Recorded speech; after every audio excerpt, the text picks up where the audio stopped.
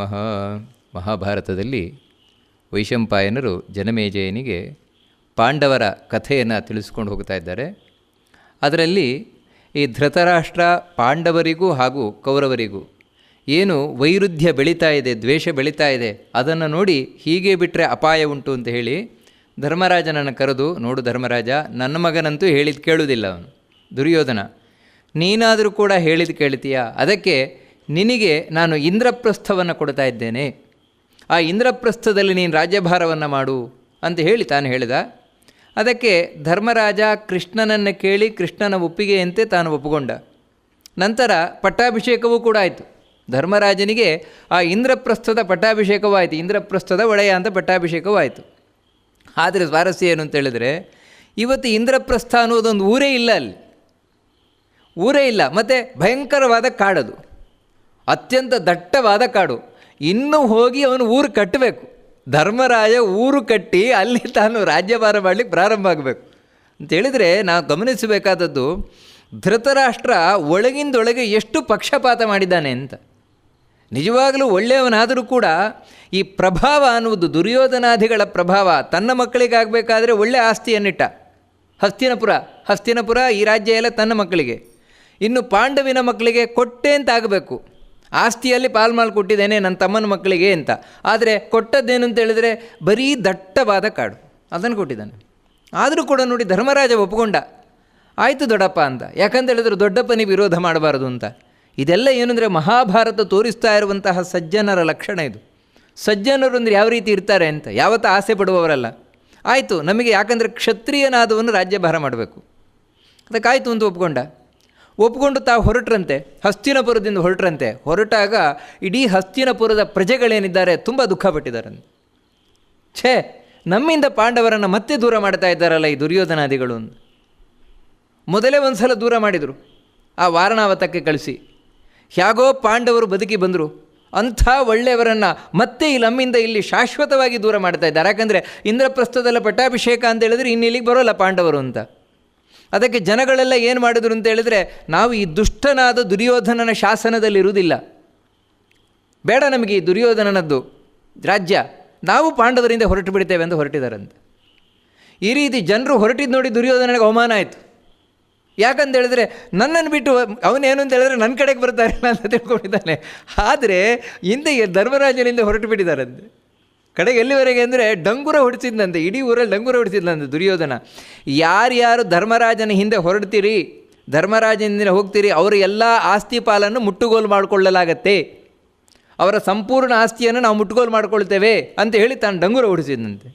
ಆದರೆ ಜನಗಳು ಇವನ ಮಾತಿಗೆ ಬೆಲೆಯೇ ಕೊಡಲಿಲ್ವಂತೆ, ದುರ್ಯೋಧನನ ಮಾತಿಗೆ ಬೆಲೆಯೇ ಕೊಡಲಿಲ್ವಂತೆ. ಎಷ್ಟರ ಬಟ್ಟಿಗೆ ಇದ್ದರೆ ಬೇಕಿದ್ರೆ ನಮ್ಮ ಆಸ್ತಿ ತಗೊಳ್ಳೋದಾದರೆ ತಗೋ ಹೋಗು, ನಿನಗೆ ನಮ್ಮ ಆಸ್ತಿ ಅಲ್ಲ, ನಮಗಂತೂ ಪಾಂಡವರು ಬೇಕು.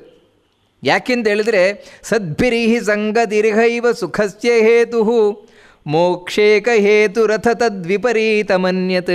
ಯಾವತ್ತು ಜೀವನದಲ್ಲಿ ದೊರಕದೇ ಇರುವಂತಹ ಒಂದೇ ಒಂದು ಸಂಗತಿ ಅಂತ ಹೇಳಿದರೆ ಸಜ್ಜನರ ಸಹವಾಸ. ಸಜ್ಜನರು ಸಿಗೋಲ್ಲ, ದುರ್ಜನರು ಬೇಕಾದಷ್ಟು ಸಿಗುತ್ತಾರೆ.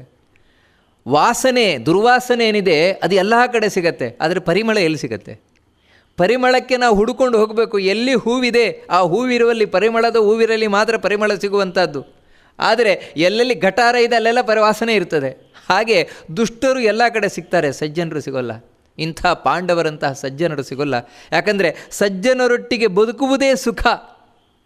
ಅದು ಇಲ್ಲಿ ಮಾತ್ರ ಸುಖ ಕೊಡುವುದಲ್ಲ, ಸತ್ತ ಮೇಲೆ ನಮಗೆ ಮೋಕ್ಷವೂ ಕೂಡ ತಂದುಕೊಡುತ್ತದೆ. ಆ ಕಾರಣದಿಂದಾಗಿ ತಸ್ಮಾತ್ ವ್ರಜೇಮ ಸಹ ಪಾಂಡು ಸುತೈರ್ಹಿ ಶಕ್ರಪ್ರಸ್ಥಂ.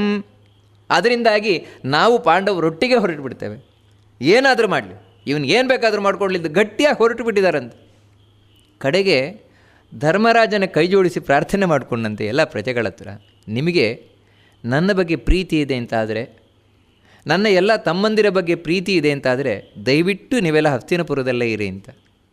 ಕಾರಣ ಏನು ಅಂತ ಹೇಳಿದರೆ, ಇವಾಗ ನನಗೆ ನಮ್ಮ ದೊಡ್ಡಪ್ಪನ ಆಜ್ಞೆ, ಅದಕ್ಕಾಗಿ ನಾನು ರಾಜ್ಯಭಾರ ಮಾಡಲಿಕ್ಕೆ ಹೋಗ್ತಾ ಇದ್ದೇನೆ. ಒಂದೊಮ್ಮೆ ನೀವೆಲ್ಲರೂ ಕೂಡ ನನ್ನಿಂದ ಬಂದಿರಿ ಅಂತ ಹೇಳಿದರೆ ನಮ್ಮ ದೊಡ್ಡಪ್ಪನಿಗೆ ಅದು ಅವಮಾನ ಮಾಡಿದಾಗೆ. ಯಾಕಂದರೆ ಇವಾಗ ರಾಜ ಆಗಿರೋದು ಧೃತರಾಷ್ಟ್ರ, ನಮ್ಮ ದೊಡ್ಡಪ್ಪನಿಗೆ ಅವಮಾನ ಮಾಡಬಾರ್ದು. ಹಾಗೆ ನೀವು ನನ್ನಿಂದ ಬಂದ್ರಿ ಅಂತ ಹೇಳಿದ್ರೆ ಮತ್ತೆ ದೊಡ್ಡಪ್ಪನ ಅವಮಾನ ನನಗೂ ಕೂಡ ಬರ್ತದೆ. ಅದಕ್ಕಾಗಿ ನೀವು ಇಲ್ಲೇ ಇರಿ ಅಂತ ಹೇಳಿ ಅವನು ಒತ್ತಾಯ ಮಾಡಿದಾನಂತೆ. ಪಾಂಡವರು ಅಂತ ಹೇಳಿದ್ರೆ ಜನಗಳಿಗೆ ಎಷ್ಟು ಪ್ರೀತಿ ಅಂತ ಹೇಳಿದ್ರೆ ಅವನು ಅಷ್ಟು ಬೇಡಿಕೊಂಡಾಗ ಆಯಿತು, ನಿನ್ನ ಮಾತಿನಂತೆ ನಾವಿಲ್ಲಿರ್ತೇವೆ. ನೋಡಿ ಎಷ್ಟರ ಮಟ್ಟಿಗೆ ಅಂದರೆ ದುರ್ಯೋಧನನ ರಾಜ್ಯದಲ್ಲಿ ಪ್ರಜೆಗಳು ಉಳಿದದ್ದು ಧರ್ಮರಾಜನಿಂದ. ಎಲ್ಲಿದ್ದರೆ ಅವನ ರಾಜ್ಯದಲ್ಲಿ ಪ್ರಜೆಗಳು ಇರ್ತಿರಲಿಲ್ಲ. ದುಷ್ಟತನಗೆ ಎಲ್ಲಿ ಬೆಲೆ ಸಿಗುತ್ತದೆ? ಕಡೆಗೆ ಧರ್ಮರಾಜಾದಿಗಳು ತಾವು ಹೊರಟ್ರಂತೆ. ಹೊರಟು ಎಲ್ಲಿ ಇವಾಗ ನಿಜವಾಗಲೂ ಖಾಂಡವ ಪ್ರಸ್ಥ ಅದು ಅಂತ ಹೇಳಿದ್ರೆ ಒಂದು ಖಾಂಡವ ವನ, ಅದು ದೊಡ್ಡ ಕಾಡು. ಅಲ್ಲಿಗೆ ಬಂದಿದ್ದಾರೆ. ಬರಬೇಕಾದ್ರೆ ಇವರೊಟ್ಟಿಗೆ ಕೃಷ್ಣ ಇದ್ದಾನೆ, ವೇದವ್ಯಾಸರಿದ್ದಾರೆ, ಭಗವಂತ ಇದ್ದಾನೆ. ಧರ್ಮರಾಜನಿಗೆ ಏನು ಧೈರ್ಯ ಅಂತ ಹೇಳಿದ್ರೆ ದೇವರಿದ್ದಾನೆ ಒಟ್ಟಿಗೆ ಅಂತ. ದೇವರಿದ್ದರೆ ಎಂಥ ಮರುಗಾಡನ್ನು ಎಂಥ ಕಾಡನ್ನು ಕೂಡ ನಗರವನ್ನಾಗಿ ಮಾಡ್ಬೋದು. ಅದಕ್ಕೋಸ್ಕರ ದೇವರ ಮೇಲೆ ವೇದವ್ಯಾಸರನ್ನು ಮುಂದೆ ಮಾಡ್ಕೊಂಡು ಬಂದಿದ್ದಾನಂತೆ. ವೇದವ್ಯಾಸರು ಬಂದ್ರಂತೆ. ನಿಜವಾಗ್ಲೂ ಇಲ್ಲಿ ನಾವು ಗಮನಿಸಬೇಕಾದದ್ದೇನೆಂದರೆ ಮಹಾಭಾರತದಲ್ಲಿ ನಿಜವಾಗ್ಲೂ ವೇದವ್ಯಾಸರು ಪಾಂಡವರಿಗೂ ಅಜ್ಜ, ಕೌರವರಿಗೂ ಅಜ್ಜ. ಯಾಕಂದರೆ ಧೃತರಾಷ್ಟ್ರ, ಪಾಂಡುರಾಜ ಇವರಿಬ್ಬರೂ ಕೂಡ ವೇದವ್ಯಾಸರಿಂದಲೇ ಬಂದವರು. ಆದರೆ ಪಾಂಡುರಾಜನ ಮಕ್ಕಳಾದ ಪಾಂಡವರು ವೇದವ್ಯಾಸರಿಗೆ ಎಷ್ಟು ಬೆಲೆ ಕೊಡ್ತಾರೆ ನೀವು ಮೊದಲಿಂದ ಕಡೆ ತನಕ ನೋಡಿ. ವೇದವ್ಯಾಸರಿಗೆ ಅಷ್ಟು ಬೆಲೆ ಕೊಡ್ತಾರೆ. ಬರೀ ಅಜ್ಜ ಅಂತ ಮಾತ್ರ ಅಲ್ಲ, ನಮ್ಮ ದೇವರು ಅಂತ. ಆದರೆ ಕೌರವರು ಒಂದು ದಿನ ವೇದವ್ಯಾಸರಿಗೆ ಬೆಲೆ ಕೊಟ್ಟದ್ದಿಲ್ಲ. 100 ಮಂದಿ ಕೌರವರು ಒಂದು ದಿನವೂ ವೇದವ್ಯಾಸರಿಗೆ ಬೆಲೆ ಕೊಟ್ಟದ್ದಿಲ್ಲ. ಇಡೀ ಮಹಾಭಾರತದಲ್ಲಿ ಅದರ ಉಲ್ಲೇಖ ಬರುವುದಿಲ್ಲ. ಅದರಿಂದಾಗಿ ಅವರು ಸೋತೋದರು, ದೇವರನ್ನು ನಂಬದೆ, ದೇವರನ್ನು ಆರಾಧಿಸದೆ. ಇವರಾದರೂ ದೇವರನ್ನೊಟ್ಟಿಗೆ ಕರ್ಕೊಂಬಂದಿದ್ದಾರೆ ವೇದವ್ಯಾಸರನ್ನು. ವೇದವ್ಯಾಸರೊಟ್ಟಿಗೆ ಬಂದ ಕೂಡಲೇ ಅವರು ತತಃ ಪುಣ್ಯೇ ಶಿವೇ ದೇಶೇ ಶಾಂತಿಂ ಕೃತ್ವಾ ಮಹಾರಥಾ. ವೇದವ್ಯಾಸರ ಹತ್ರ ಪ್ರಾರ್ಥನೆ ಮಾಡಿಕೊಂಡು ಕೂಡಲೇ, ವೇದವ್ಯಾಸರೇ ನೀವೇ ಗತಿ, ಒಟ್ಟಿಗೆ ಕೃಷ್ಣನೂ ಇದ್ದಾನಲ್ವಾ, ವಾಸಿಷ್ಠ ಕೃಷ್ಣ, ಯಾದವ ಕೃಷ್ಣ, ನೀವೇ ನಮ್ಮನ್ನು ರಕ್ಷಣೆ ಮಾಡಬೇಕು, ಯಾಕಂದರೆ ನಮಗೆ ಈ ಕಾಡು ಕೊಟ್ಟುಬಿಟ್ಟಿದ್ದಾರೆ ಅಂತ. ಅದಕ್ಕೆ ಇಲ್ಲಿ ಮಹಾಭಾರತದಲ್ಲಿ ನಮಗೆ ಸಿಗುವುದು ಕೃಷ್ಣ ಅಂತ. ಆದರೆ ಮಧ್ವಾಚಾರ್ಯರು ಹೇಳ್ತಾರೆ ಅದು ವೇದವ್ಯಾಸರು ಅಂತ. ಅಂದರೆ ಇಬ್ಬರು ಕೃಷ್ಣರೇ, ಇವನು ವಾಸಿಷ್ಠ ಕೃಷ್ಣ, ಯಾದವ ಕೃಷ್ಣ. ಕೂಡಲೇ ದೇವತೆಗಳ ಶಿಲ್ಪಿ ಇದ್ದಾನೆ ವಿಶ್ವಕರ್ಮ. ಆ ವಿಶ್ವಕರ್ಮನನ್ನು ಕಳಿಸ್ಲಿಕ್ಕೆ ಇಂದ್ರನಿಗೆ ಆಜ್ಞೆ ಮಾಡಿದ್ರಂತೆ ವೇದವ್ಯಾಸರು, ವಿಶ್ವಕರ್ಮನನ್ನು ಕಳಿಸಿಕೊಡು ಅಂತ. ಯಾವಾಗ ವೇದವ್ಯಾಸರು ಆಜ್ಞೆ ಮಾಡಿದರು ಕೂಡಲೇ ಇಂದ್ರ ಕಳಿಸಿಕೊಟ್ಟನಂತೆ ವಿಶ್ವಕರ್ಮನನ್ನು. ಹೋಗು, ಅಲ್ಲಿ ಹೋಗಿ ಪಾಂಡವರಿಗೆ ಏನು ಬೇಕೋ ಅದು ಮಾಡು. ವಿಶ್ವಕರ್ಮ ಬಂದಿದ್ದಾನಂತೆ. ವಿಶ್ವಕರ್ಮ ಬಂದಾಗ ಕೃಷ್ಣ, ವೇದವ್ಯಾಸರು ಇಬ್ಬರು ತಾವು ಆಜ್ಞೆಯನ್ನು ಮಾಡ್ತಾರಂತೆ. ಕುರುಶ್ವ ಕುರು ರಾಜಾಯ ಮಹೇಂದ್ರಪುರ ಸನ್ನಿಭಂ. ನೋಡು ವಿಶ್ವಕರ್ಮ, ಈ ಧರ್ಮರಾಜನಿಗೆ ನೀನು ಎಂಥ ಪಟ್ಟಣದ ನಿರ್ಮಾಣ ಮಾಡಿಕೊಡಬೇಕು ಅಂತೇಳಿದರೆ ಇಂದ್ರನ ಅಮರಾವತಿ ಇದೆಯಲ್ವಾ, ಅಮರಾವತಿ ಹಾಗೆ ಇರುವಂತಹ ಪಟ್ಟಣವನ್ನು ನೀನು ರಚನೆ ಮಾಡಿಕೊಡಬೇಕು. ಅದಕ್ಕೆ ಹೆಸರೇನು ಅಂತೇಳಿದರೆ ಇಂದ್ರಪ್ರಸ್ಥ ಅಂತ. ಅಂದರೆ ಇಂದ್ರನಿಂದ ಕಳುಹಿಸಲ್ಪಟ್ಟು ಮಾಡಲ್ಪಟ್ಟಂತಹ ಪಟ್ಟಣ ಯಾವುದಿದೆ ಅದು ಇಂದ್ರಪ್ರಸ್ಥ ಅಂತ ಇವತ್ತಿನಿಂದ ಪ್ರಸಿದ್ಧ ಆಗ್ತದೆ ಅಂತ. ಇನ್ಯಾವುದಲ್ಲ, ಇವತ್ತಿನ ದೆಹಲಿ. ನಾವು ಇವತ್ತೇನು ದೆಹಲಿ ಅಂತ ಹೇಳ್ತೇವೆ, ಇದೇ ಇಂದ್ರಪ್ರಸ್ಥ ನಿಜವಾಗ್ಲೂ ಕೂಡ, ಯಮುನಾ ನದಿ ತೀರದಲ್ಲಿರುವಂಥದ್ದು. ಹಾಗೆ ಮಾಡಿ ಆಯಿತು ಅಂತ ವಿಶ್ವಕರ್ಮ ಒಪ್ಪಿಕೊಂಡು ಕೂಡಲೇ ನಗರದ ನಿರ್ಮಾಣ ಅಲ್ಲ ನೋಡಿ, ಕ್ರಮ ಪ್ರಕಾರ ಇದನ್ನು ತಂತ್ರಶಾಸ್ತ್ರಗಳಲ್ಲಿ, ವಾಸ್ತುಶಾಸ್ತ್ರದಲ್ಲಿ ಹೇಳ್ತಾರೆ. ಮೊದಲು ಭೂಮಿ ಪೂಜೆ ಮಾಡಬೇಕು. ಭೂಮಿ ಪೂಜೆ ಮಾಡಿ ಅಲ್ಲಿರುವಂತಹ ದುಷ್ಟಶಕ್ತಿಗಳೇನಿದೆ ಅದನ್ನೆಲ್ಲ ಓಡಿಸಬೇಕು. ಆ ಕೆಲಸ ಮಾಡಿದಾರಂತೆ.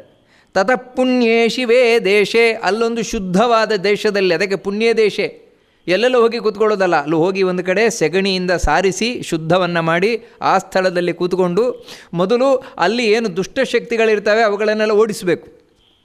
ಆನಂತರ ಅಲ್ಲಿರುವಂತಹ ದೇವತೆಗಳಿಗೆ ಆಹಾರವನ್ನು, ಅಂದರೆ ಅವರಿಗೆ ಪೂಜೆಯನ್ನು ಮಾಡಿ ಆಹಾರವನ್ನು ಕೊಟ್ಟು ಬಲಿ ಮುಂತಾದವುಗಳನ್ನೆಲ್ಲ ಕೊಟ್ಟು ಅವರ ಆಜ್ಞೆಯನ್ನು ಪಡೆದು ಮತ್ತೆ ಅಲ್ಲಿ ನಗರದ ನಿರ್ಮಾಣ ಶುರು ಮಾಡಬೇಕು. ಅದನ್ನೆಲ್ಲ ಕ್ರಮ ಪ್ರಕಾರ ಮಾಡಿದ್ದಾರೆ. ಯಾಕಂದರೆ ವೇದವ್ಯಾಸರಿದ್ದಾರಲ್ವ, ವೇದವ್ಯಾಸರು ಕ್ರಮ ಪ್ರಕಾರ ಮಾಡಿ ಒಂದು ದೇವಸ್ಥಾನ ಕಟ್ಟಬೇಕಾದ್ರೆ, ಒಂದು ಊರು ಕಟ್ಟಬೇಕಾದ್ರೆ ಹೀಗೆ ಅಂತ ನಿಯಮಗಳನ್ನು ಹೇಳ್ತಾರೆ. ಕಡೆಗೆ ಎಲ್ಲಿವರೆಗೆ ಅಂದರೆ ಮಣ್ಣನ್ನು ಸಮೇತ ಪರೀಕ್ಷೆ ಮಾಡಬೇಕಂತ. ಈ ಜಾಗದಲ್ಲಿ ಊರ ನಿರ್ಮಾಣ ಮಾಡ್ಬೋದಾ, ಒಂದು ದೇವಸ್ಥಾನ ನಿರ್ಮಾಣ ಮಾಡ್ಬೋದಾ, ಹೇಗಂದರೆ ಒಂದು ಗುಂಡಿ ತೋಡಬೇಕಂತ ಅದನ್ನು ಹೇಳ್ತಾರೆ. ತೋಡಿ ಮತ್ತೆ ಆ ತೆಗೆದ ಮಣ್ಣೇನಿದೆ ಅದನ್ನು ಮತ್ತೆ ಅದಕ್ಕೆ ಹಾಕಬೇಕಂತೆ. ಒಂದೊಮ್ಮೆ ನಾವು ಮಣ್ಣು ಹಾಕಿದಾಗ ಆ ಮಣ್ಣು ಮೊದಲು ಎಷ್ಟು ತೋಡಿದ್ವು ಅದಕ್ಕಿಂತ ಕೆಳಗೆ ಹೋಯಿತು ಅಂತ ಹೇಳಿದರೆ ಈ ಜಾಗ ಚೆನ್ನಾಗಿಲ್ಲ ಅಂತ. ಮತ್ತು ನಾವು ಎಷ್ಟು ಮಣ್ಣು ತೋಡಿದ ಅದನ್ನು ಮುಚ್ಚಿದಾಗ ಮೊದಲಿಗಿಂತ ಎತ್ತರದಲ್ಲಿ ಬಂತು ಅಂತ ಹೇಳಿದರೆ ಈ ಜಾಗ ಚೆನ್ನಾಗಿದೆ. ಈ ರೀತಿ ಎಲ್ಲ ಹೇಳ್ಕೊಂಡು ಹೋಗ್ತಾರೆ, ಸುಮಾರು ವಿಧಾನ ಹೇಳ್ಕೊಂಡು ಹೋಗ್ತಾರೆ. ಆ ರೀತಿ ಎಲ್ಲ ಇವರು ಪರೀಕ್ಷೆಯನ್ನು ಮಾಡಿ ನಂತರ ಅಳತೆ ಮಾಡಿದ್ದಾರಂತೆ ವೇದವ್ಯಾಸರು. ಮುಂದೆ ನಿಂತು ನಗರಂ ಮಾಪಯ ಮಾಸುಹು ದ್ವೈಪಾಯನ ಪುರೋಗಮ. ವಿಶ್ವಕರ್ಮ ಮುಂತಾದವರು ಅಂದರೆ ಆಯ, ಮನೆಗೆ ಮಾತ್ರ ನಾವು ಆಯ ನೋಡೋದಿದೆ, ಆದರೆ ಊರಿಗೆ ಸಮೇತ ಆಯ ಬೇಕಂದರೆ, ಅಂದರೆ ಹೀಗಿರಬೇಕು ಅಂತ, ಇಷ್ಟು ಉದ್ದ ಇರಬೇಕು, ಇಷ್ಟು ಅಗಲ ಇರಬೇಕು, ಇಂತಿಂಥಲ್ಲಿ ಇಂತಿಂಥ ಜಾಗಗಳಿರಬೇಕು. ಕ್ರಮ ಪ್ರಕಾರ ಅದಕ್ಕೆ ಹೇಳ್ಕೊಂಡು ಹೋಗ್ತಾರೆ. ಇಂಥ ಭಾಗದಲ್ಲಿ ಊರಿನ ಇಂಥ ಭಾಗದಲ್ಲಿ ಇದಿರಬೇಕು, ಇಂಥ ಭಾಗದಲ್ಲಿ ಹೀರಿಗಬೇಕು ಅಂತ. ಆ ರೀತಿ ವೇದವ್ಯಾಸರು ತಾವು ಅಳತೆ ಮಾಡಿದ್ದಾರಂತೆ. ವಿಶ್ವಕರ್ಮ ವೇದವ್ಯಾಸರಲ್ಲ, ಇದು ಇಷ್ಟಿರಬೇಕು, ಇದು ಇಷ್ಟಿರಬೇಕು ಅಂತ ಹೇಳಿ ಎಲ್ಲ ಅಳತೆಯನ್ನು ಮಾಡಿ, ನಾವಿವತ್ತು ಮನೆ ಕಟ್ಟುವುದಕ್ಕಿಂತ ಮುಂಚೆ ಮಾರ್ಕ್ ಮಾಡ್ತೇವಲ್ವ, ಆ ರೀತಿ ಎಲ್ಲ ಮಾಡಿದಾರಂತೆ. ಆಮೇಲೆ ವಿಶ್ವಕರ್ಮನಿಗೆ ಆಜ್ಞೆ ಮಾಡಿದ್ರಂತೆ, ಕಟ್ಟು ನೀನು. ವಿಶ್ವಕರ್ಮ ತಾನು ನಿರ್ಮಾಣ ಮಾಡಿದನು. ಯಾವ ರೀತಿ ಇತ್ತು ಆ ಪಟ್ಟಣ. ಇಂದ್ರಪ್ರಸ್ಥ ಯಾವ ರೀತಿ ಇತ್ತು ಅಂದರೆ ದುರ್ಯೋಧನಾದಿಗಳಿಗೆ ಬಹಳ ಖುಷಿಯಾಗಿತ್ತು. ಕಾಡನ್ನು ಕೊಟ್ಟಾಗ, ಧರ್ಮರಾಜನಿಗೆ ಕಾಡು ಕೊಟ್ಟಾಗ ಇಷ್ಟಾದರೂ ಆಯ್ತಲ್ಲ, ನೀನು ಕಾಡಿಗೆ ಹೋಗಿ ಬದುಕಬೇಕಷ್ಟು. ಮೊದಲಿದ್ದದ್ದು ಕಾಡಲ್ಲೇ, ಇವಾಗ ಹೋಗಲೇ ಕಾಡಲ್ಲೇ ಇರುವುದು ಅಂತ. ಆದರೆ ಎಂಥ ಪಟ್ಟಣವನ್ನು ಕಟ್ಟಲಿಕ್ಕೆ ಕೃಷ್ಣ ಹೇಳಿದ್ದ ಅಂದರೆ ದುರ್ಯೋಧನಾದಿಗಳು ಹೊಟ್ಟೆ ಹುರ್ಕೊಂಡ್ಬಿಡಬೇಕು. ಅಯ್ಯೋ, ನಾವಾದರೂ ಅದರಲ್ಲಿದ್ದರೆ ಚೆನ್ನಾಗಿರ್ತಾಯಿತ್ತು. ಅದರ ವರ್ಣನೆಯನ್ನು ಮಾಡ್ತಾರೆ. ಇಂದ್ರಪ್ರಸ್ಥವನ್ನು ಯಾವ ರೀತಿ ವಿಶ್ವಕರ್ಮ ನಿರ್ಮಾಣ ಮಾಡಿದ ಅಂತೇಳಿದರೆ, ಸಾಗರ ಪ್ರತಿರೂಪಾಭಿ ಪರಿಖಾಭಿರಲಂಕೃತಂ. ಆ ಇಂದ್ರಪ್ರಸ್ಥ ಏನಿದೆ ಅದರ ಸುತ್ತಲೂ ಕೂಡ ಕಂದಕ ಇತ್ತಂದನು. ಕಂದಕದಲ್ಲಿ ನೀರು ಹರಿಯಲ್ಪಟ್ಟಿತ್ತು. ಯಾಕಂತ ಹೇಳಿದ್ರೆ ಯಾರ್ಯಾರೋ ಶತ್ರುಗಳು ಬರಲಿಕ್ಕಿಲ್ಲ, ಹಾಗೆ ಬರಲಿಕ್ಕಿಲ್ಲ. ಮತ್ತು ಆ ಕಂದಕವನ್ನು ದಾಟಿಕೊಂಡು ಬರಬೇಕು, ಅದು ಅಸಾಧ್ಯ. ಸುತ್ತಲೂ ಕೂಡ ಕಂದಕ ಅಂತೆ, ಅದರಲ್ಲಿ ನೀರು ಬಿಟ್ಟಿದ್ರಂತೆ. ಆನಂತರ ಪ್ರಾಕಾರೇಣ ಚ ಸಂಪನ್ನಂ ದಿವಮಾವೃತ್ಯ ವಿಸ್ಮಿತಂ ಅಂತ ಹೇಳ್ತಾರೆ. ಇನ್ನು ವಿಷ್ಠಿತಂ, ಕೋಟೆ ಅಂತೆ, ಸುತ್ತ ಕೋಟೆ ಅಂತೆ. ಆ ಕೋಟೆ ಹೇಗಿತ್ತು ಅಂತ ಹೇಳಿದ್ರೆ ಒಂದು 4 ಅಡಿ 5 ಅಡಿ ಎದ್ದಲ್ಲ, ಮತ್ತು ಎತ್ತರವಾದ ಗೋಡೆಗಳಂತೆ. ಆ ಕೋಟೆಯ ಗೋಡೆ ಬಹಳ ಎತ್ತರ, ಒಂಥರ ನೋಡಿದರೆ ಆಕಾಶಕ್ಕೆ ಮುಟ್ತಾ ಇದೆಯೋ ಏನೋ ಅಂತ ಆ ರೀತಿ. ಯಾಕಂದರೆ ವಿಶ್ವಕರ್ಮ ನಿರ್ಮಾಣ ಮಾಡಿದ್ದು, ಕೇಳಬೇಕಾ? ಇಲ್ಲಿಯವರು ಯಾರೋ ಅದಾಗಿದ್ರೆ ಇಷ್ಟುದ್ದ ಅಷ್ಟುದ್ದ, ಅವನಲ್ಲ, ವಿಶ್ವಕರ್ಮ. ಬಹಳ ಎತ್ತರವಾದಂತಹ ಕೋಟೆ ಗೋಡೆಗಳಂತೆ. ಪಾಂಡರಾಭ್ರಪ್ರಕಾಶೇನ ಧೃತಂ ಶಶಿನಿಭೇನ ಚ ಶುಶುಭೇ ತತ್ಪುರ ಶ್ರೇಷ್ಠಂ. ಮತ್ತೇನು ಹೇಳಿದ್ರೆ ಆ ಕೋಟೆಯೆಲ್ಲ ಬೆಳ್ಳಗಿದೆಯಂತೆ, ಒಳ್ಳೆ ಚಂದ್ರನ ಹಾಗೆ ಶೋಭಿಸ್ತಾ ಇದೆಯಂತೆ. ನಂತರ ದ್ವಿಪಕ್ಷ ಗರುಡ ಪ್ರಖ್ಯೈ ದ್ವಾರೈರ್ಘೋರ ಪ್ರದರ್ಶನೈ. ಆ ಒಳಗೆ ಪ್ರವೇಶ ಮಾಡಬೇಕಲ್ವ, ಊರಿನೊಳಗೆ ಪ್ರವೇಶ ಮಾಡಲಿಕ್ಕೆ ದೊಡ್ಡ ದ್ವಾರ. ಆ ದ್ವಾರ ಯಾವ ರೀತಿ ಇದೆ ಅಂತೇಳಿದ್ರೆ ಗರುಡನ ರೆಕ್ಕೆ ಇದ್ದಾಗಿದೆಯಂತೆ. ಅಂತೇಳಿದ್ರೆ ಅಷ್ಟು ಫ್ಯಾಷನಬಲ್ ಅದು. ಹೇಗೆ ಆಗಲ್ಲ, ಗರುಡನ ರೆಕ್ಕೆ ಇದ್ದಾಗಿದೆಯಂಥದ್ದು. ಗರುಡನ ರೆಕ್ಕೆ ಬಿಚ್ಚಿದರೆ ಯಾವ ರೀತಿ ಆಗುತ್ತೆ ಆ ರೀತಿ, ಬಾಗಿಲನ್ನು ತೆಗೆದರೆ ಮುಚ್ಚಿದರೆ ಯಾವ ರೀತಿ ಆಗುತ್ತೆ ಆ ರೀತಿ ಅದ್ಭುತವಾಗಿ ನಿರ್ಮಾಣ ಆಗಿದೆಯಂತೆ. ಆ ಬಾಗಿಲು ಒಳಗೆ ಪ್ರವೇಶ ಮಾಡುವಂಥದ್ದು. ಎತ್ತರ ಗುಪ್ತ ಮಭ್ರಘನ ಪ್ರಖ್ಯೈ ಗೋಪುರೈರ್ ಮಂದರೋಪಮೈ. ಅಲ್ಲಲ್ಲಿ ಗೋಪುರಗಳು. ಆ ಕೋಟೆ ಏನಿದೆ, ಕೋಟೆ ಅಲ್ಲಲ್ಲಿ ಬುರುಜುಗಳು, ಗೋಪುರಗಳು. ಆ ಗೋಪುರಗಳು ಯಾವ ರೀತಿ ಅಂದರೆ ಕಂಡ್ರೂ ಕಾಣದಾಗಿದೆ ಅಂತ. ಯಾಕಂತ ಹೇಳಿದ್ರೆ ಸೇನೆಯವರು ಕಾವಲು ಕಾಯಲಿಕ್ಕೋಸ್ಕರ ಗೋಪುರಗಳು. ಅದು ಯಾವ ರೀತಿ ಅಂದರೆ ಗುಪ್ತವಾಗಿದೆಯಂತೆ, ಗೊತ್ತಾಗಬಾರ್ದು ಆ ರೀತಿಯಿಂದ ಗೋಪುರಗಳಿದೆಯಂತೆ. ವಿವಿಧೇರತಿ ವಿಸ್ತೀರ್ಣೈ ಶಸ್ತ್ರೋಪೇತೈ ಸುಸಂಸ್ಕೃತೈ. ಅಲ್ಲಲ್ಲಿ ಶಸ್ತ್ರಾಗಾರಗಳು. ಯಾಕಂತ ಹೇಳಿದ್ರೆ ಶತ್ರುಗಳು ಎಲ್ಲಿಂದ ಆಕ್ರಮಣ ಮಾಡಿದರೂ ಕೂಡ ಕೂಡಲೇ ಅವರನ್ನು ಸದೆ ಬಡಲಿಕ್ಕೆ ಬೇಕಾದಂತಹ ಶಸ್ತ್ರಗಳನ್ನು ಅಲ್ಲಲ್ಲಿ ಇಟ್ಟಿದ್ದಾರಂತೆ, ಊರಿನ ಅಲ್ಲಲ್ಲ ಕಡೆ. ಅಷ್ಟು ಮಾತ್ರ ಅಲ್ಲ, ಶಕ್ತಿಭೀರ್ ಆವೃತಂ ತದ್ಧಿ ದ್ವಿಜಿಹ್ವೈರಿವ ಪನ್ನಗೈ ತಲ್ಪೈಶ್ಚಾಭಿಧಿಕೈರ್ಯುಕ್ತಂ. ಮತ್ತು ಅಲ್ಲಲ್ಲಿ ತಂಗುದಾಣಗಳು, ವಿಶ್ರಾಂತಿಯನ್ನು ಪಡೀಲಿಕ್ಕೆ ಬೇಕಾದಂತಹ ತಂಗುದಾಣಗಳಲ್ಲೇ ಇತ್ತಂತೆ. ಅಷ್ಟು ಮಾತ್ರ ಅಲ್ಲ, ತೀಕ್ಷ್ಣಾಭಿಶ್ಚತಗ್ನಿಭಿ. ಅಲ್ಲಲ್ಲಿ ಈ ಫಿರಂಗಿಗಳು, ತೋಪುಗಳು, ಅಂಥ ಅವುಗಳ ಯಂತ್ರಗಳು ಇವೆಲ್ಲ ಸ್ಥಾಪಿಸಲ್ಪಟ್ಟಿತ್ತಂತೆ. ಒಟ್ಟಿಗೆ ಶತ್ರುಗಳು ಒಳಗೆ ಪ್ರವೇಶ ಮಾಡಲಿಕ್ಕೆ ಸಾಧ್ಯ ಇಲ್ಲ, ಆ ರೀತಿಯಿಂದ ಅಭೇದ್ಯವಾಗಿ ನಿರ್ಮಾಣ ಮಾಡಲ್ಪಟ್ಟಿದೆಯಂತೆ. ಅಷ್ಟಲ್ಲದೆ ಆಯಸೈಶ್ಚ ಮಹಾಚಕ್ರೈ. ಅಲ್ಲಲ್ಲಿ ಕಬ್ಬಿಣದ ಚಕ್ರಗಳಂತೆ. ಅದ್ಯಾಕೋಸ್ಕರ ಅಂದರೆ ಆ ಶೋಭೆ, ಆ ಊರಿನ ಶೋಭೆ ಇನ್ನು ಹೆಚ್ಚು ಮಾಡಲಿಕ್ಕೋಸ್ಕರ. ಸುವಿಭಕ್ತ ಮಹಾರಥ್ಯಂ. ಇನ್ನು ಒಳಗೆ ಪ್ರವೇಶ ಮಾಡಿದರೆ ಇದಿಷ್ಟು ಹೊರಗಿನ ಸೊಬಗನ್ನು ಹೇಳಿದರು. ಊರಿನ ಒಳಗೆ ಪ್ರವೇಶ ಮಾಡಿದರೆ ಇಂದ್ರಪ್ರಸ್ಥದ ಒಳಗೆ ರಸ್ತೆಗಳಂತೆ. ಯಾವ ರೀತಿ ಅಂತ ಹೇಳಿದ್ರೆ ದೊಡ್ಡ ದೊಡ್ಡ ರಸ್ತೆಗಳಂತೆ, ವಿಶಾಲವಾದ ರಸ್ತೆಗಳು.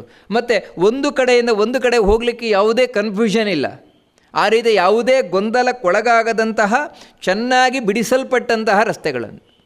ಇದು ಇಲ್ಲಿಗೆ ಹೋಗ್ತದೆ, ಅಲ್ಲಿಗೆ ಹೋಗ್ತದೆ, ಈ ರೀತಿ ಸ್ಪಷ್ಟವಾಗಿ ಗೊತ್ತಾಗುತ್ತದೆ. ಆ ರೀತಿ ಇರುವಂತಹ ರಸ್ತೆಗಳಂತೆ.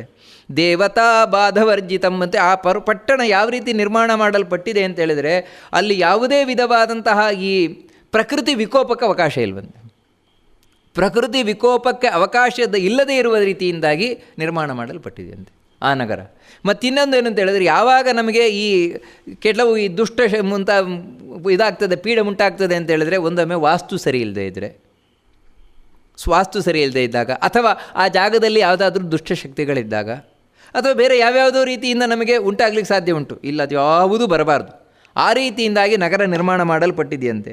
ವಿರೋಚಮಾನಂ ವಿವಿಧೈ ಪಾಂಡರೈರ್ಭವನೋತ್ತಮೈ ಹರ್ಮ್ಯಪ್ರಾಸಾದ ಸಂಬಾಧಂ ನಾನಾಪಣ ವಿಭೂಷಿತಂ. ಮತ್ತು ಕಟ್ಟಡಗಳಂತೆ. ಯಾವ ರೀತಿ ಕಟ್ಟಡಗಳು ಅಂದರೆ ಮಹಡಿ ಕಟ್ಟಡಗಳನ್ನು. ಇಂದ್ರಪ್ರಸ್ಥದಲ್ಲಿ ಮಹಡಿ ಕಟ್ಟಡಗಳು ಯಾವ ರೀತಿ ಹರ್ಮ್ಯಪ್ರಾಸಾದ ಸಂಪಾದಂ, ಅದು ಒಂದಲ್ಲ ಅನೇಕ ಮಹಡಿ ಕಟ್ಟಡಗಳನ್ನು. ಇವತ್ತು ನಾವು ಈ ರೀತಿ ಫಾರಿನಲ್ಲಿ ಯಾವ ರೀತಿ ನೋಡ್ತೇವೆ ಮಹಡಿ ಮೇಲೆ ಮಹಡಿ ಆ ರೀತಿ ಮಹಡಿ ಕಟ್ಟಡಗಳಂತೆ ತುಂಬ ಇತ್ತಂತೆ. ಅದರಿಂದಾಗಿ ತುಂಬಿತ್ತಂತೆ ಇಂದ್ರಪ್ರಸ್ಥ. ನಾನಾ ಪಣ, ಇಷ್ಟಲ್ಲದೆ ಅಂಗಡಿಗಳು, ಅಂಗಡಿ ಮುಗ್ಗಟ್ಟುಗಳು, ಬೇಕಾದಷ್ಟು ಅಂಗಡಿ ಮುಗ್ಗಟ್ಟುಗಳಿತ್ತಂತೆ. ಅಷ್ಟಲ್ಲದೆ ವಿಸ್ಪರ್ಧ ಏವ ಪ್ರಾಸಾದ ಅನ್ಯೋನ್ಯಾಭ್ಯುಚ್ರಿತಾ ಭವನ್ ಮಂಟಪಾಶ್ಚ ಸಭಾಶಾಲಾ ಪ್ರಪಾಶ್ಚೈವ ಸಮಂತತಃ. ಯಾವ ರೀತಿ ಇತ್ತ ಇಂದ್ರಪ್ರಸ್ಥ ಅಂತ ಹೇಳಿದ್ರೆ ಎಷ್ಟು ಸುಸಜ್ಜಿತವಾಗಿತ್ತು ಅಂತೇಳಿದರೆ, ಒಂದು ಕಟ್ಟಡಕ್ಕಿಂತ ಇನ್ನೊಂದು ಕಟ್ಟಡ ಒಳ್ಳೆ ಕಾಂಪಿಟೇಷನಲ್ಲಿ ನಿಂತಾಗಿತ್ತಂತೆ. ಇದಕ್ಕಿಂತ ಅದು ಚಂದ, ಅದಕ್ಕಿಂತ ಅದು ಚಂದ, ಅದಕ್ಕಿಂತ ಅದು ಚಂದ, ಈ ರೀತಿ ಇತ್ತಂತೆ. ಅಲ್ಲಲ್ಲಿ ಮಂಟಪಗಳಂತೆ. ಮಂಟಪ ಅಂತ ಹೇಳಿದ್ರೇನು, ಅಲ್ಲಲ್ಲಿ ಮಂಟಪಗಳು, ಅಲ್ಲಲ್ಲಿ ಶಾಲೆ, ಅಲ್ಲಲ್ಲಿ ಸಭೆ.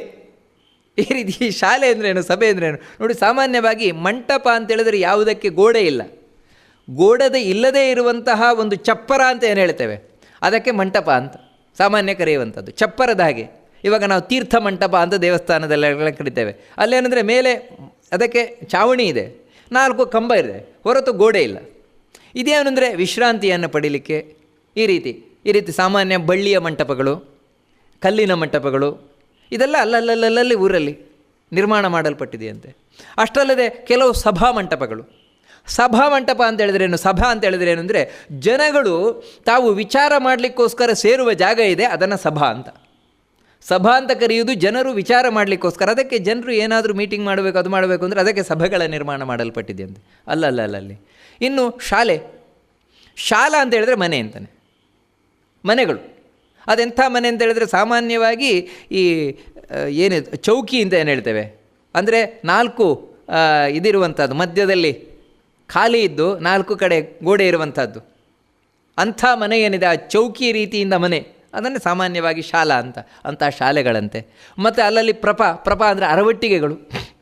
ನಡ್ಕೊಂಡು ಯಾರು ಹೋಗ್ತಾರೆ ಅವರಿಗೆ ನೀರಿನ ತೊಂದರೆ ಆಗಬಾರ್ದು, ವಿಶ್ರಾಂತಿಗೆ ತೊಂದರೆ ಆಗಬಾರ್ದು, ಆ ರೀತಿ ಅರವಟ್ಟಿಗೆಗಳು. ಈ ರೀತಿ ಎಲ್ಲ ನಿರ್ಮಾಣ ಮಾಡಲ್ಪಟ್ಟಿದೆಯಂತೆ. ತತ್ರಿವಿಷ್ಟಪ ಸಂಕಾಶಂ ಇಂದ್ರಪ್ರಸ್ಥಂ ವ್ಯರೋಚತ ಮೇಘಭೃಂದಮಿವಾಕಾಶೇ ವಿದ್ಯುತ್ ಸೋಮಾಮಿ ನೀವೃತಂ. ಎಲ್ಲರಿಂದಲೂ ಅಯ್ಯೋ ನಾವು ಇಂದ್ರಪ್ರಸ್ಥಕ್ಕೆ ಹೋಗಬೇಕು, ಆ ರೀತಿಯಿಂದ ನಿರ್ಮಾಣ ಮಾಡಲ್ಪಟ್ಟಿದೆಯಂತೆ. ಅಷ್ಟು ಮಾತ್ರ ಅಲ್ಲ, ಅಲ್ಲಲ್ಲಿ ಪುಷ್ಕರಣಿಗಳಂತೆ. ಅಂತ ಹೇಳಿದ್ರೆ ಸರೋವರಗಳು, ಪುಷ್ಕರಣಿಗಳು. ಅದು ಎಂಥ ಪುಷ್ಕರಣಿಗಳು ಅಂತ ಹೇಳಿದ್ರೆ ಬರೀ ನೀರಿಡುವಂಥದ್ದಲ್ಲ, ಕಮಲದಿಂದ ಕೂಡಿದೆಯಂತೆ. ಕಮಲದಿಂದ ಕೂಡಿರುವಂತಹ ಪುಷ್ಕರಣಿಗಳು. ಅಲ್ಲಿ ಹಂಸ ಪಕ್ಷಿಗಳು ಮುಂತಾದಂತಹ ಜಲಚರ ಪಕ್ಷಿಗಳೇನಿದ್ದಾವೆ ಅವುಗಳೆಲ್ಲ ಕೂಡಿರ್ತಾವಂತೆ. ಆ ರೀತಿ ಜಲವಿಹಾರಕ್ಕೋಸ್ಕರ ಅನೇಕ ಸರೋವರಗಳು, ಅನೇಕ ಕಲ್ಯಾಣಿಗಳು. ಅಷ್ಟಲ್ಲದೆ ನೀರಿಗೋಸ್ಕರ ಅಲ್ಲಲ್ಲಿ ಕೆರೆಗಳ ನಿರ್ಮಾಣ ಮಾಡಲ್ಪಟ್ಟಿದೆಯಂತೆ. ಇಷ್ಟಲ್ಲದೆ ಒಂದು ನದಿ ಬೇದೆ ಹರಿತಾ ಇದೆಯಂತೆ ಅಲ್ಲಿ. ನೀರು ಅಂದರೆ ನೀರಿಗೆ ಯಾವುದೇ ಕೊರತೆಯೇ ಇಲ್ಲ. ಇಷ್ಟಲ್ಲದೆ ವೇಶ್ಪಮದ್ಯಂ ಶುಭಂ ದಿವ್ಯಂ ಇಂದ್ರಾವಾಸ ಗೃಹೋಪಮಂ. ಇಡೀ ಊರಿನ ಮಧ್ಯಭಾಗದಲ್ಲಿ ಅರಮನೆ ಅಂತೆ, ಧರ್ಮರಾಜನ ಅರಮನೆ ಅಂತೆ. ಉಳಿದವರದೆಲ್ಲರದ್ದು ಅಲ್ಲೇ ಅರಮನೆ ಇದೆಯಂತೆ, ಅಂದರೆ ಅವರವರ ಅಂತಃಪುರಗಳು ಅಲ್ಲಿದೆಯಂತೆ. ಇಷ್ಟು ಮಾತ್ರ ಅಲ್ಲ, ಅಲ್ಲಲ್ಲಿ ವಿಹಾರ ಸ್ಥಾನಗಳು, ವಿಹಾರ ಮಾಡಲಿಕ್ಕೆ ಜನರು, ಅಂದರೆ ಈ ಗಾರ್ಡನ್ ಮುಂತಾದವುಗಳು. ಇನ್ನು ಕ್ರೀಡಾ ಸ್ಥಾನಗಳು, ಕ್ರೀಡೆ ಆಡಲಿಕ್ಕೆ ಬೇಕಾದಂತಹ ಸ್ಥಾನಗಳು, ಅದು ನಿರ್ಮಾಣ ಮಾಡಲ್ಪಟ್ಟಿದೆಯಂತೆ. ಅಲ್ಲಿ ಆ ಇಂದ್ರಪ್ರಸ್ಥದಲ್ಲಿ ನಾನಾ ವಿಧವಾದ ಮರಗಳಂತೆ. ಮರಗಳಿಗೂ ಏನು ತೊಂದರೆ ಇಲ್ಲ. ಅದು ಎಂಥ ಮರಗಳು ಅಂತ ಹೇಳಿದರೆ ಯಾವುದೋ ಕೆಲಸಕ್ಕೆ ಬಾರದ ಮರಗಳಿಲ್ಲ. ಮತ್ತು ಒಳ್ಳೆ ಮಾವು, ಸಂಪಿಗೆ, ಹಲಸು ಇಂತಹ ಬೆಲೆ ಬಾಳುವಂತಹ ಒಳ್ಳೆ ಹಣ್ಣುಗಳಿಂದ, ಹೂವುಗಳಿಂದ ಕಂಗೊಳಿಸ್ತಾ ಇರುವಂತಹ ಮರಗಳಿಂದ ಕೂಡಿದೆಯಂತೆ ಆ ಇಂದ್ರಪ್ರಸ್ಥ.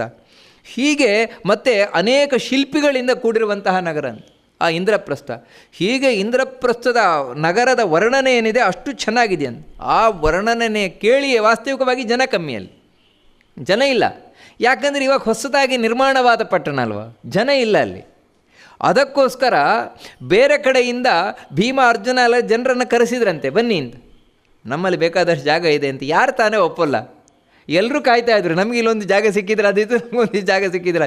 ಈ ರೀತಿ ಬ್ರಾಹ್ಮಣರು, ಕ್ಷತ್ರಿಯರು, ವೈಶ್ಯರು, ಶೂದ್ರರು ಇಷ್ಟಲ್ಲದೆ ಶಿಲ್ಪಿಗಳು, ನಾನಾ ವಿಧವಾದಂತಹ ಶಿಲ್ಪಿಗಳು, ನಾನಾ ವಿಧವಾದಂತಹ ವ್ಯಾಪಾರಿಗಳು ಇವರೆಲ್ಲರೂ ಕೂಡ ಇಂದ್ರಪ್ರಸ್ಥಕ್ಕೆ ಬಂದ್ರಂತೆ. ಈ ರೀತಿ ಇಂದ್ರಪ್ರಸ್ಥ ತುಂಬಿ ತುಳುಕ್ಲಿಕ್ಕೆ ಶುರುವಾಯ್ತಂತೆ, ಜನರಿಂದ ತುಂಬಿ ತುಳುಕ್ಲಿಕ್ಕೆ ಶುರುವಾಯ್ತಂತೆ.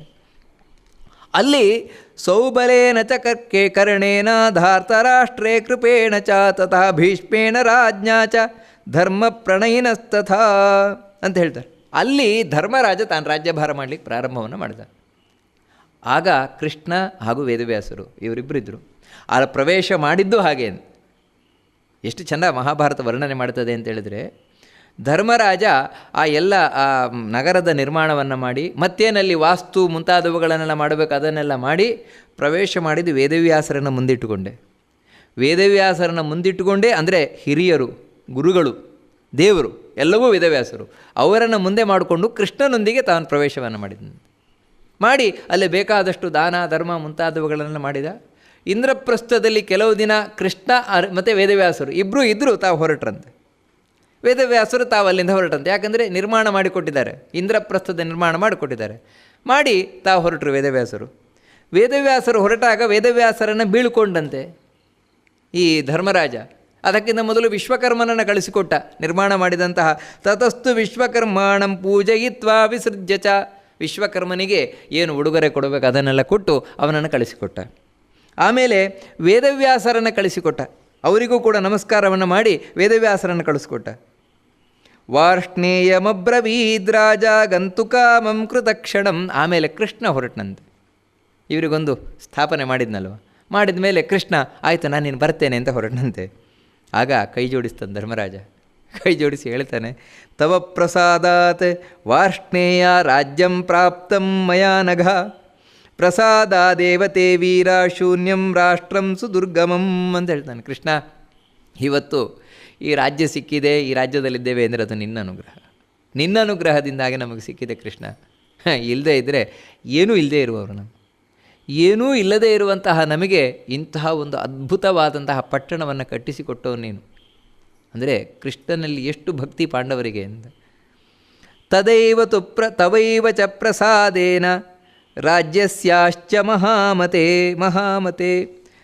ಗತಿಸ್ತ್ವಮಂತ ಕಾಲೇ ಚ ಪಾಂಡವಾನಾಂ ತು ಮಾಧವ ಅಂತ ಹೇಳ್ತಾರೆ. ರಾಜ್ಯಸ್ಥಾಶ್ಚ ಕೃಷ್ಣ, ನಿನ್ನ ಅನುಗ್ರಹದಿಂದಲೇ ನಾವಿಲ್ಲಿರ್ತೇವೆ, ನಮ್ಮದು ಅಂತ ಇಲ್ಲೇನಿಲ್ಲ, ಎಲ್ಲ ನಿನ್ನ ಅನುಗ್ರಹದಿಂದ. ಅಷ್ಟು ಮಾತ್ರ ಅಲ್ಲ, ನಾವು ಕೇಳೋದು ಅಷ್ಟೇ, ನಮಗೆ ಈ ರಾಜ್ಯ ಬೇಕಾಗಿಲ್ಲ, ನಮಗೆ ಈ ಕೋಶ ಬೇಕಾಗಿಲ್ಲ, ಮತ್ತು ಗತಿಸ್ತ್ವಂ ಅಂತ ಕಾಲೇ ಅಂತೇಳಿದರೆ ನಮ್ಮ ಮರಣ ಕಾಲದಲ್ಲೂ ಕಡೆ ಕಾಲದಲ್ಲೂ ನೀನೇ ನಮಗೆ ಗತಿಯಾಗಬೇಕು. ಇಲ್ಲಿ ಮಾತ್ರ ಅಲ್ಲ, ಆಗಲೂ ನೀನೇ ನಮ್ಮೊಟ್ಟಿಗಿರಬೇಕು.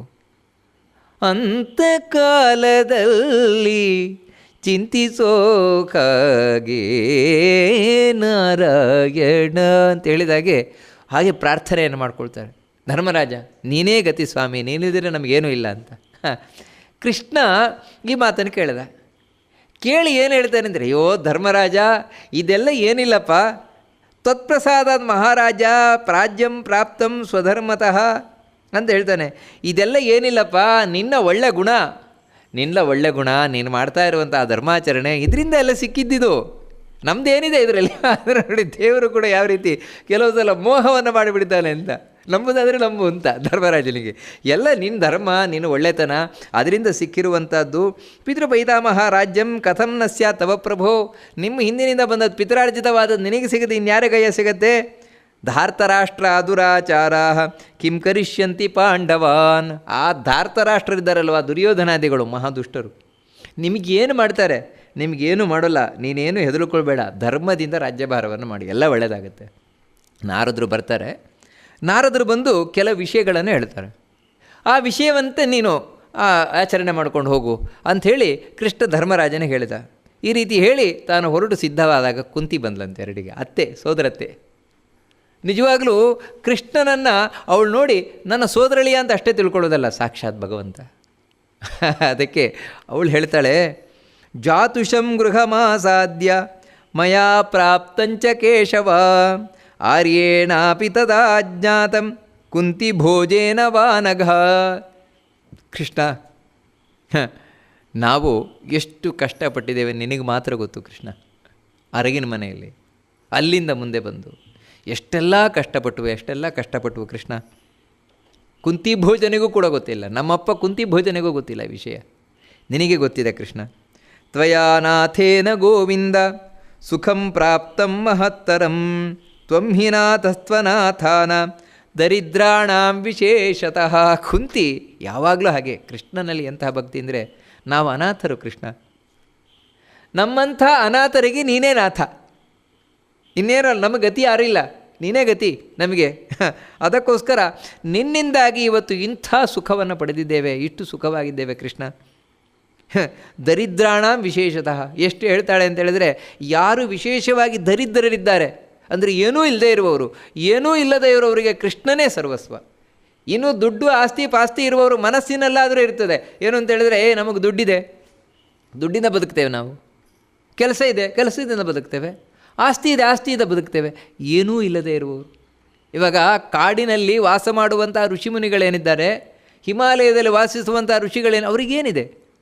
ಏನೂ ಇಲ್ಲ. ಕ್ಷಣ ಕ್ಷಣ ಕ್ಷಣ ಬದುಕ್ತಾರೆ ಅಂತ ಹೇಳಿದ್ರೆ ಅದು ಭಗವಂತನಿಂದ. ಯಾಕಂತ ಹೇಳಿದ್ರೆ ಕ್ರೂರ ಪ್ರಾಣಿಗಳು ಯಾವಾಗ ಏನು ಬೇಕಾದರೂ ಮಾಡ್ಬೋದು. ಆಹಾರ ಇಲ್ಲ, ಮಳೆ ಗಾಳಿ ಬಿಸಿಲು ಚಳಿ ಇದು ಯಾವುದಕ್ಕೂ ಏನೂ ಆಗದ ಹಾಗೆ ಅವರು ಅಲ್ಲಿ ಗಟ್ಟಿಮುಟ್ಟಾಗಿ ತಪಸ್ಸು ಮಾಡ್ಕೊಂಡಿರ್ತಾರೆ ಅಂತ ಹೇಳಿದ್ರೆ ಅದು ಕೇವಲ ದೇವರ ಅನುಗ್ರಹದಿಂದ. ಅದಕ್ಕೆ ಹೇಳ್ತಾರೆ, ಯಾರು ದರಿದ್ರರಿದ್ದಾರೆ, ಏನೂ ಇಲ್ಲದೆ ಇರುವುದಿದ್ದಾರೆ, ಅವ್ರ ಪಾಲಿಗೆ ನೀನೇ ಗತಿ, ಇನ್ಯಾರೂ ಇಲ್ಲ. ಆರ್ಯೇಣ ಚಾಪಿ ನ ಜ್ಞಾತಂ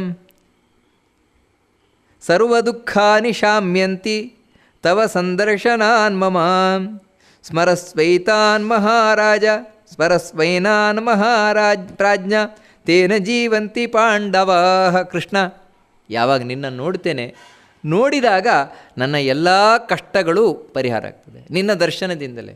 ಕೃಷ್ಣ, ನಾನು ಇಷ್ಟೇ ಹೇಳೋದು, ನನ್ನ ಮಕ್ಕಳು ನಮ್ಮನ್ನು ಯಾವತ್ತೂ ನೀನು ಸ್ಮರಿಸ್ತಾ ಇರು, ನಮ್ಮನ್ನು ಮರಿಬೇಡ, ಯಾವತ್ತೂ ಮರಿಬೇಡ, ಯಾವತ್ತೂ ನಮ್ಮನ್ನು ನೆನಪಿಟ್ಕೋ ಕೃಷ್ಣ. ಇಷ್ಟೇ ನಾವು ಕೇಳೋದು, ಇನ್ನೇನು ನಿನ್ನ ಹತ್ರ ಕೇಳೋಲ್ಲ ಅಂತ ಹೇಳಿ ಕುಂತಿ ಪ್ರಾರ್ಥನೆ ಮಾಡ್ಕೊಳ್ತಾಳೆ. ಕೃಷ್ಣ ಯಾವಾಗಲೂ ಅಷ್ಟೇ ಈ ರೀತಿ ಇವಳು ಪ್ರಾರ್ಥನೆಯನ್ನು ಮಾಡಿದಾಗ ನಗ್ತಾನೆ. ಆಯಿತು, ಹಾಗೆ ಆಗಲಿ ಅಂತ ಹೇಳ್ತಾನೆ ಅಷ್ಟೆ, ಇನ್ನು ಅದಕ್ಕಿಂತ ಹೆಚ್ಚು ಮಾತಾಡೋಲ್ಲ.